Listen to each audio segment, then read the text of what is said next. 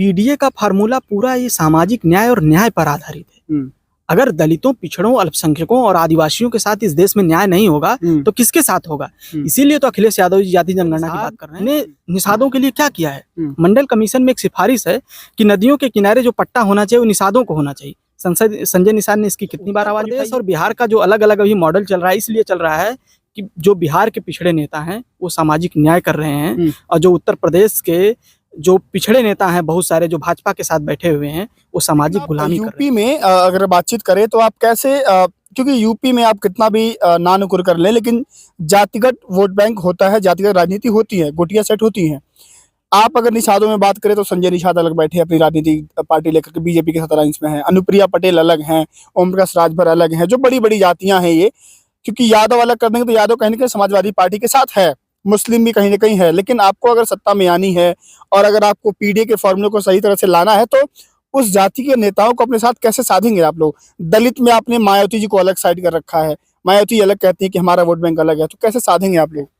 जब आप कह रहे हैं कि यादव समाजवादी पार्टी के साथ है तो यह बात ही गलत है। सिर्फ यादव समाजवादी पार्टी के साथ नहीं है। किसी भी प्रदेश में 32 से 36% वोट लाने वाली पार्टी के पास सिर्फ यादव है। पूरी पिछड़ी जातियां जो है समाजवादी पार्टी के साथ हैं। इसलिए हैं कि आप देखेंगे कि ये जो नेता हैं अपने परिवार, मैं बोलता हूं कि इन्होंने एक प्राइवेट लिमिटेड कंपनी खोल रखी है।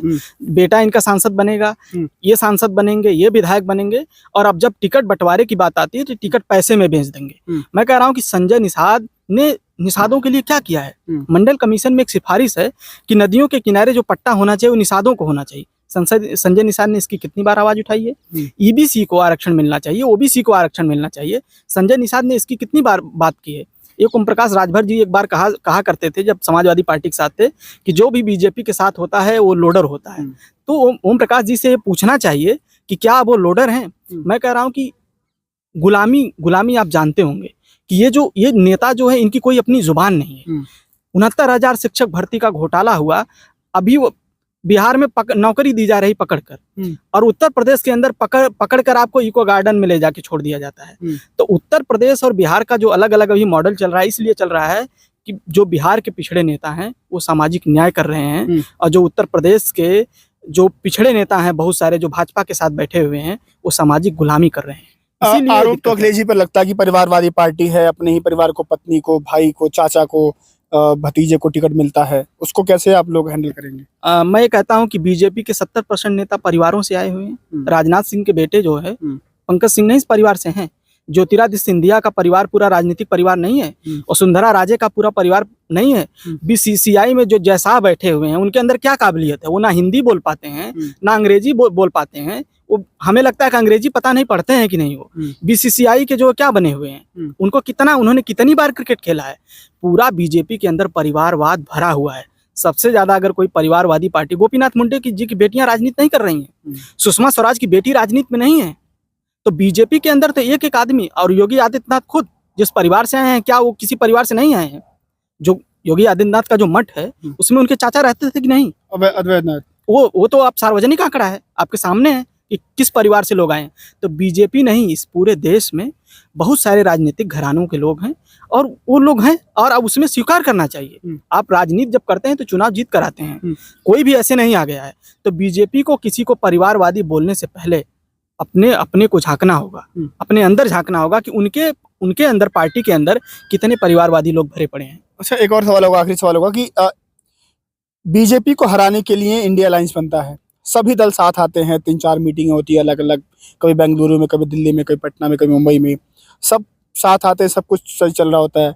फिर स्टेट इलेक्शंस आते हैं मध्य प्रदेश में, फिर खींचातान शुरू हो जाती है, इधर से बयानबाजी होती है, उधर से होती है, बीजेपी मजे लेती है, बीजेपी कहती है लोग एक साथ अभी नहीं है तो आगे कैसे होंगे।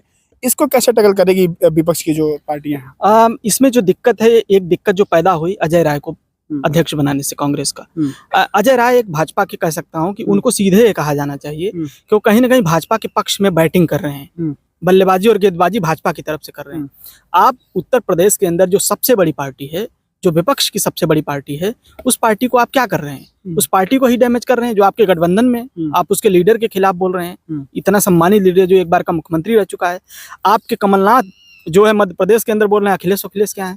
तो ये जो भाषा है, कांग्रेस की, जो अपर कास्ट हेजेमनी की भाषा है, जो सामंती भाषा है, जो मनुवादी भाषा है, उस भाषा में अगर आप किसी लीडर के साथ बात करेंगे तो गठबंधन के लिए ठीक नहीं है। तो मतलब आपको लगता है कि दिल्ली में सब कुछ ठीक चल रहा है, स्टेट में दिक्कत हो रही है? दिल्ली में सब कुछ ठीक है। अभी डिम्पल जी ने 3-4 दिन पहले ही बोला था कि गठबंधन में जो इंडिया अलायंस है उसमें सब कुछ ठीक चल रहा है। ये कुछ लीडर हैं, छुटभैये टाइप के लीडर हैं, जो उत्तर प्रदेश के अंदर बैठे हुए हैं, लगातार बयानबाजी। यही बात तो अजय राय को बुरी लग गई थी कि जो छुटभैये नेता हैं तो दिल पे ले लिए वो। अजय राय अपनी जात का वोट दिला पाएंगे? अजय राय क्या 2000 वोट अपनी जात का दिला पाएंगे? नहीं दिला पाएंगे। अजय राय कोई बड़े लीडर नहीं है। अजय राय का बनारस 4 बार के विधायक हैं वो। विधायक बने हैं कैसे, वो सब लोग जानते हैं। अजय राय जिस घराने से आते हैं आप सबको भी पता है। अजय राय की उत्तर प्रदेश में कोई पकड़ नहीं है। अजय राय को लोग अभी जब अध्यक्ष बनाया गया, अखिलेश जी के खिलाफ बयानबाजी करके अपनी पब्लिसिटी कर रहे हैं, और अब वो जानते हैं किसी बड़े लीडर के खिलाफ बोलूंगा तो मीडिया मुझे हवा देगा, चर्चा मेरी करेगा, इसीलिए वो बयानबाजी कर रहे हैं। और ये कांग्रेस के लिए, उत्तर प्रदेश में कांग्रेस बिना समाजवादी पार्टी के सपोर्ट के रायबरेली और अमेठी की सीट भी नहीं जीत सकती है। आप समझिए कि कांग्रेस पार्टी को अगर उत्तर प्रदेश में अपना कोई बेस थोड़ा बहुत बचा के रखना है, तो समाजवादी पार्टी के साथ कोऑर्डिनेशन के साथ ही चलना होगा। इस तरह की बयानबाजी कांग्रेस के लिए लाभदायक। तो पीडीएफ फॉर्मूले के तहत आप लोग दिल्ली जाएंगे कहीं ना कहीं, क्योंकि अखिलेश जी लगातार ये कह रहे हैं कि अलायंस बन जाए, इंडिया अलायंस बन जाए, सब ठीक है, लेकिन पीडीए का जो फॉर्मूला है वो पूरे देश भर में लागू होता है। पीडीए का फार्मूला पूरा ये सामाजिक न्याय और न्याय पर आधारित है। अगर दलितों, पिछड़ों, अल्पसंख्यकों और आदिवासियों के साथ इस देश में न्याय नहीं होगा तो किसके साथ होगा? इसीलिए तो अखिलेश यादव जी जाति जनगणना की बात कर रहे हैं। जाति जनगणना होगी तो पिछड़ों के साथ न्याय होगा। जो आरक्षण, मैं बोलता हूं कि बालाजी और मैसूर का जो केस लड़ा गया था, जिसके लिए बीपी मंडल ने बोला था कि आप रिजर्वेशन 27% से अधिक, मतलब 50% से अधिक आप रिजर्वेशन नहीं दे सकते हैं किसी को। अब तो ईडब्ल्यूएस आने के बाद वो सीमा टूट चुकी है।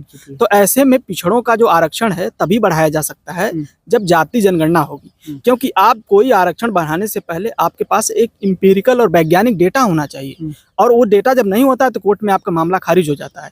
तो अब आपके पास जाति जनगणना एक ऐसा हथियार है कि वो इंपेरिकल डेटा आपके काम आएगा। चलिए, बहुत बहुत धन्यवाद। मेरे साथ परविंदर अम्बर थे, बातचीत हुई। बिहार लेनिन बाबू जगदेव प्रसाद कहते थे कि 100 में 90 शोषित हैं, शोषितों ने ललकारा है, धन धरती और राजपाट में 90 भाग हमारा है। बिहार की सरकार ने ऐतिहासिक निर्णय लिया। जब आंकड़े सामने आए तो बीजेपी की सरकार तिलमिला गई थी क्योंकि उसके पास और कोई मुद्दा बचा नहीं था। उसके बाद से बिहार की सरकार ने जो ऐतिहासिक एक शिक्षकों की भर्ती करके जो यूपी से 30 से 35% छात्र छात्राओं का संरक्षण बिहार में हुआ है, और वो टीचर बने हैं, वो वहाँ की आने वाली पीढ़ियों को संवारेंगे, और वहां से बहुत सारे नेता आईएएस आईपीएस निकलेंगे। उसके बाद से लगातार जो भर्तियां आ रही नई नई, बिहार की सरकार ने अन्य सरकारों को एक रोल मॉडल पेश किया है, और लगातार ये भी आरोप लगाया जाता है और कहते भी है, तंज कहा जाता है कि यूपी में आपके राम राज है, और बिहार में जो जंगल राज की बात नोएडा में बैठ के की वो मीडिया लगातार ट्रायल चला करके कहती थी कि बिहार में जंगल राज है। आज उसी बिहार के जंगल राज में नौकरियां बांटी जा रही हैं, युवाओं को रोजगार मिल रहा है। यूपी में इको गार्डन में लड़कियां धरना देती हैं, वही 112 डायल करने वाली लड़कियां जो कभी जनता की सहायता करती थी, आज खुद सहायता के लिए मजबूर हैं। लखनऊ के इको गार्डन में ठंड में ठिठुर रही हैं। बहुत सारे मुद्दों पर बातचीत हुई। जातीय जनगणना अहम मुद्दा था। जातीय जनगणना को लेकर के सभी राजनीतिक पार्टियां, खासतौर से कांग्रेस के राहुल गांधी भी अब लगातार बड़े बड़े मंचों से इसकी बातचीत कर रहे हैं। तो लगता है कि जातीय जनगणना 24 के चुनाव में एक अहम मुद्दा होगा। वहीं अखिलेश जी पीडीए को लेकर चल रहे हैं, उसके साथ जातीय जनगणना भी समाहित है। अब देखते हैं कि बीजेपी जो लगातार जातीय जनगणना को एक जातिगत भेदभाव का नाम दे रही थी, वो कैसे टैकल करेगी, और 24 के चुनाव में क्या बीजेपी इसके इतर कोई और फॉर्मूला लाएगी, या जातीय जनगणना ही विपक्ष को दिल्ली पहुंचाएगा। फिलहाल के लिए नमस्कार।